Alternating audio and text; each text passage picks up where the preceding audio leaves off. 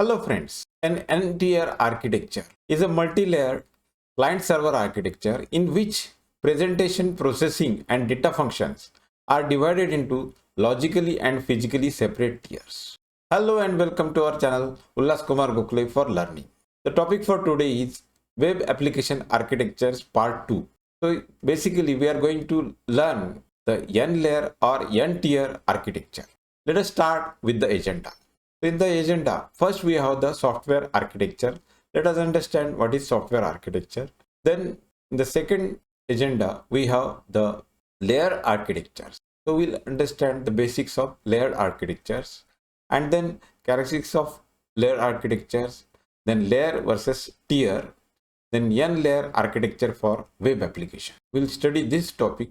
Then we'll go to the what is n-tier architecture.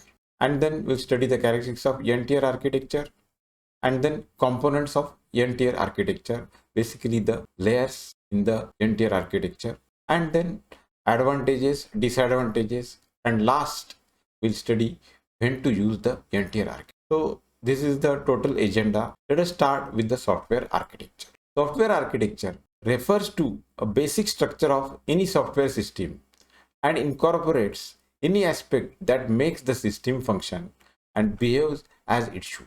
That means it gives us the basic structure of the software system and how the system is going to behave and function.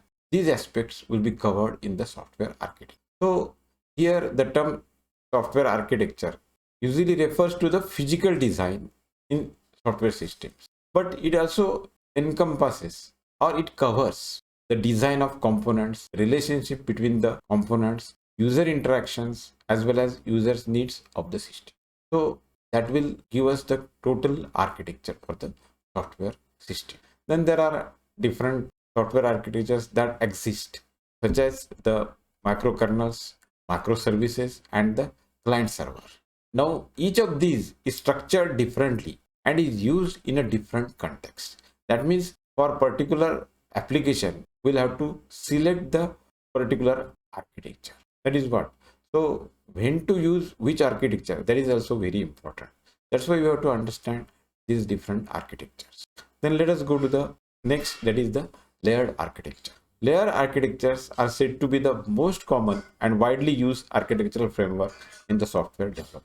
Now it is also known as a n-layer or n-tier architecture and describes an architectural pattern composed of several separate horizontal layers that function together as a single unit of software. So it consists of separate horizontal layers. So what is layer? Layer is nothing but a logical separation of components or code. So in these frameworks, components that are related or that are similar are placed on the same layer. So a layer will have the components which are similar or related, and each layer is different and contributes to a different part of overall system. So that is very important. There we are using the principle of separation of concern. Then let us see this layered architecture in a diagram. So here you can see we have layer 1, below that we have layer 2, and below that we have layer 3. So here layer 1 is connected to layer 2 and layer 2 is connected to layer 3. So this is how the layers will be arranged. Let us see the characteristics of layer architecture. A major characteristic of this framework is that layers are only connected to the layers directly below them. So in the last slide, we have seen that layer 1 only connects to layer 2 and layer 2 connects to layer 3. And layer 1 is connected to layer 3 only through layer 2. That is what is important. So the layered architecture will follow this strictly. Then another characteristic is the concept of layer of isolation. So this means that layers can be modified and changed, won't affect other layers. So they are isolated. So in short, changes are isolated to the specific layer that is altered. Only that will be affected. Other layers will not be affected by that. Then next is separation of concern is another notable feature. So here the separation of concern is nothing but a concept in software design. Here whatever part or component we are designing, it will be concerned with certain work or job, and different components, they will not be related to each other in that. Every component will have a separate concern. So the modules on a single layer, they will work together to form a single function, but each of them will have a separate concern. That is important. The next, we have the layer versus tier. So we have to understand this, because these two terms, concept of layer and tier, they are often used interchangeably. So one fairly common point of view is that there is a difference. So what is the difference? So this view holds that layer is a logical structuring mechanism for the elements that make up the software solution, while tier is physical structuring mechanism for the system infrastructure. That means when we say layer, there are nothing but logical separation is there in layer, whereas the tier, they are separated physically. For example, a 3-layer solution could be easily deployed on a single tier in such a case of an extreme database centric architecture called RDBMS only architecture. So in this case, all the 3 layers, they will be on a single tier. So the layers are nothing but they are having the logical separation, which means in terms of code, whereas the tier will have the separation in terms of physical structure. So this is the example, or this is the difference. Let us go further. A layer refers to piece of software that are logically separated but typically live within the same process and machine. So layer will be in the same machine and maybe the same process, but they are logically separated, whereas a tier refers to piece of software that live in distinct process or app domains or machines. So they will not be on the same machine, they will be on different machines. Then you can allocate a layer on a tier but not vice versa. So we can have layer on a tier, but we cannot have a tier on a layer. That is what you have to understand. So you can have multiple layers on the same tier. Then a tier refers to physical separation and layer is about the logical separation. So we have to understand the difference between layer and tier. Then let us go to the next, that is n-layer architecture for web applications. So n-layer architecture allows us to organize web application in an arbitrary number of layers. So here the number of layers can be anything. That's why it is called as the n-layer architecture. Typically, we have 3 layers. First is the data layer, that is providing access to the application data. Then business layer or logic layer, hosting the business logic of the application in an application server. And then we have the presentation layer, which renders the result of request in a desired output format. So that is basically the user interface. Then additionally, we can have mechanisms like firewalls or caching mechanisms like proxies that can be integrated into the request response flow upon demand. With these 3 layers and then firewall and proxies, so that will totally form the architecture for the web application. So this is shown here in this figure. So here we have the client, and firewall will be connected to the client, and then proxy. So this, through this, it will be connected to the web server. So web server is nothing but part of the presentation layer. And then we have the business layer, where we have the application server. And the application server will have the data access, collaboration, business logic, workflow, personalization, and connectors, etc. These are the different parts of the application server. So here at the back end, it will have the legacy application, enterprise information system, and then we have the data layer. So it will have the database server and B2B connection for the data. So in this way, the n-layer architecture will be there for the web application. Then next is the services are embedded in the application server with defined interface, and the same interface can be used to manage these services. That is what we have seen. Then as a further advantage, web applications profit from distribution and load balancing. So that is what is important, load balancing. So the load should be balanced for the server. Then the Connectors can be used to integrate external systems, for example, business partner systems, or integrate legacy applications and enterprise information systems. That is what we have seen in the diagram. Then next we'll go to the what is n-tier architecture. So n-tier architecture is also called as multi-tier architecture because the software is engineered to have the processing, data management and presentation functions physically and logically separated. So these three functions are important: processing, data management and presentation. And if they are physically and logically separated, we call it as the multi-tier architecture. That means these different functions are hosted on several machines or clusters, ensuring that services are provided without resources being shared, and as such these services are delivered at the top capacity. That is the advantage of using the n-tier architecture. So here the n in the name n-tier architecture refers to any number from 1.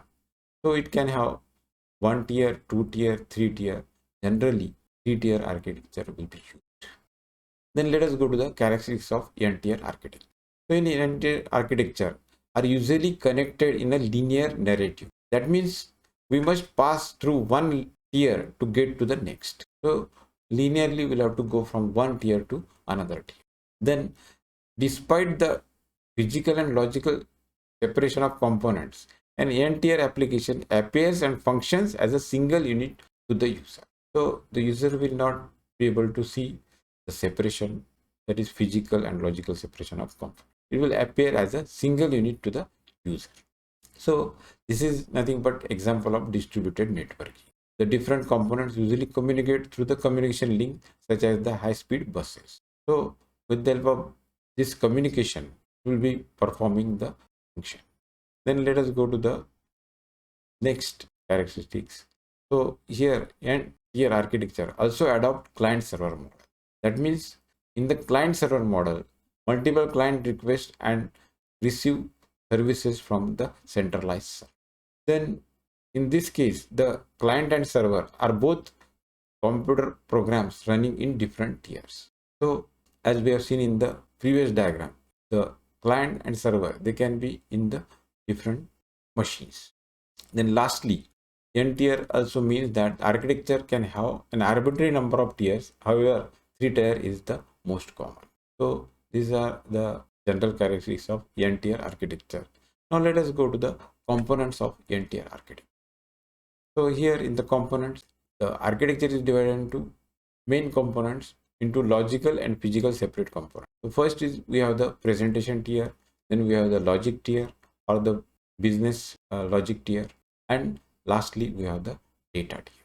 These are the basic layers or components of a n-tier architecture. So let us see them in details. First is the presentation layer. So presentation layer is accessible to the user via the browser and consists of user interface components and UI process component that support interaction with the system.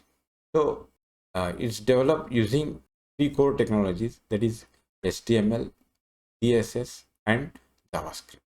So already you might have studied these 3: HTML, CSS and JavaScript. So here the HTML is the code that determines your website will contain, and CSS controls how it will look, whereas the JavaScript and its framework make your website interactive, that is responsive to the user actions, that will make the website dynamic. So developers use JavaScript frameworks such as the Angular or React to make the contents on the page dynamic. So the user interacting with the web application on a laptop is the presentation tier at work. So whenever a user who is interacting with a web application on his laptop, so that gives us the presentation tier, because that is the client part. So here the coding will be done using the HTML, CSS and JavaScript. Then let us go to the next, that is the business layer or the logic layer. So this layer is also called as the business logic, domain logic or application layer. So it accepts requests from the browser, processes them and determines the routes through which the data will be accessed. So that is the total control will be done with the help of this business or logic layer. So the workflow by which the data and requests travel through the backend are encoded in business layer.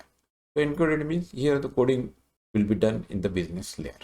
For example, if application is hotel booking website, then business logic will be responsible for the sequence of events the traveler will go through when the booking a room. That is what, as per the application, will have to provide the logic. That is what we call it is the business logic. Then next is the data access layer. This layer is also called as the storage or persistent layer. So the data access layer is a centralized location that receives all data calls and provide access to the persistent storage of the application. So whatever storage is available for the application, so access to that will be provided by the data access. The data access layer is closely connected with the business layer. So the logic knows which database to talk, and the data retrieving process is more optimized. That's why the data access layer is connected with the business layer. And the data storage infrastructure includes a server and a database management system.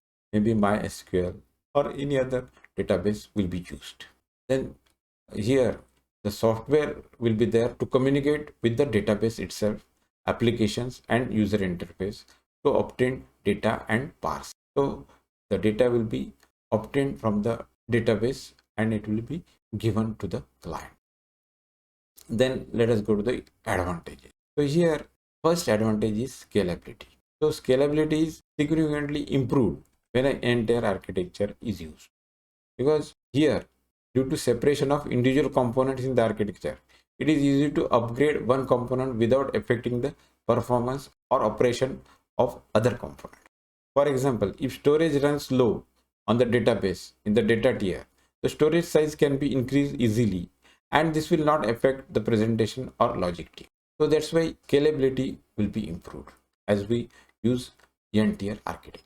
Then having separate components make it easier to maintain each of these components in the architecture without affecting the performance of others. That is the ease of maintenance. That is the advantage. And another benefit is reusability. So we can use the same components for different applications. They will be put in different machines and they can be used. Then last is security. Security is increased in an entire architecture because different tiers can be secured with the appropriate security privileges as required. So different tiers will have different security privilege. So these are the advantages of the entire system. Then let us go to the disadvantages. So there is always a possibility of increase in latency due to physical separation of components. As the components are physically separated, it will take certain time to communicate. That's why it will lead to the latency. Then additionally, there is an increase in number of tiers tend to increase the complexity. So here more tier usually means there will be additional component to maintain and operate. So the complexity will be increasing. Whereas the latency, they can be compensated with the fast communication link. Then let us see the last thing, when to use n-tier architecture. So n-tier architecture are suitable for situation where the communication links are very fast in terms of transmitting and receiving information. And this is vital because communication links are what enable the communication between different components. So this is the first requirement where to use the n-tier architecture. And second is the architecture is mostly suitable for applications where scalability, security, ease of maintenance and reusability are a priority. Because just now we have seen these are the advantages or benefits of n-tier architecture. So with this we come to the end of this video. If you have any questions, you can contact me on Facebook, Twitter, Gmail or Instagram. If you like the video, press the like button, share with your friends and subscribe to our channel Ulhaskumar Gokhale for learning. And don't forget to press the bell icon so that you get notifications for our future videos on this subject, that is the web engineering. So thanks for watching. Have a nice day.